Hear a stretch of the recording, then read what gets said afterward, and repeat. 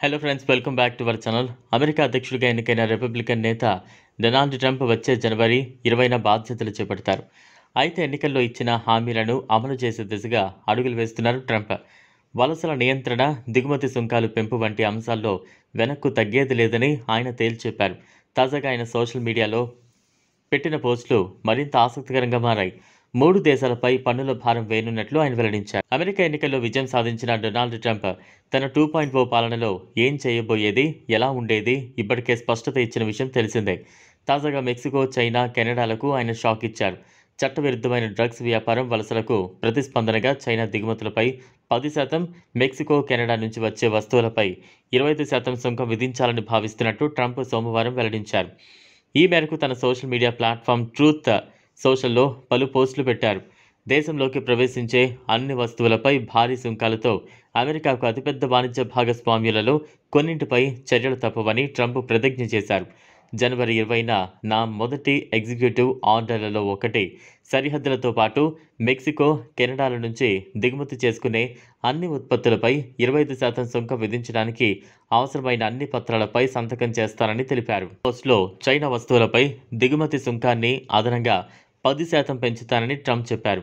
అమెరికాలో అక్రమ రవాణాపై చర్యలో భాగంగా చైనా వస్తువులపై అదనపు సుంకాలు తప్పవని హెచ్చరించారు. ట్రంప్ ఆర్థిక ఎజెండాలో దిగుమతి సుంకాలు కీలక భాగం. తన ఎన్నికల ప్రచారంలోనూ దిగుమతి సుంకాలపై తీవ్రంగా విరుచుకుపడ్డారు. తాను అధికారంలోకి వస్తే వాటిని భారీగా పెంచుతానని పదే పదే చెప్పారు. అయితే అధిక సుంకాలు వృద్ధిని దెబ్బతీస్తాయని, ద్రవ్యోల్బణాన్ని పెంచుతాయని చాలామంది ఆర్థికవేత్తలు హెచ్చరిస్తున్నారు. ఎందుకంటే ప్రధానంగా అమెరికాకు వస్తువులను తీసుకువచ్చేవారు సుంకాలు చెల్లిస్తారు. దీంతో ఆ భారాన్ని వినియోగదారులపై మోపుతారని అంటున్నారు. మాత్రం దీనిని కొట్టిపారేస్తోంది. అమెరికా ఆర్థిక వ్యవస్థతో పాటు భాగస్వామ్యులకు ఇది ఎంతగానో ఉపయోగపడతాయని వాదిస్తోంది. ఉత్పాదక రంగంలో ఉద్యోగాలు పెరుగుతాయని చెబుతోంది. ఇక అమెరికా 47వ అధ్యక్షుడిగా రిపబ్లికన్ నేత జనవరి 20న బాధ్యతలు చేపట్టనున్నారు. ఎన్నికల్లో గెలిచిన ఆయన రెండోసారి ఈ పదవి చేపడుతున్నారు. ఇదిలా ఉంటే మరోవైపు భారత్లో డొనాల్డ్ ట్రంప్ భారీగా పెట్టుబడులు పెట్టారు. ఇప్పటివరకు పూణే, ముంబై నగరాల్లో 2 ట్రంప్ టవర్లు పూర్తయ్యాయి. ఇక గురుగ్రామ్, కోల్కతా నగరాల్లో మరో 2 ట్రంప్ టవర్లను ప్రస్తుతం నిర్మిస్తున్నారు.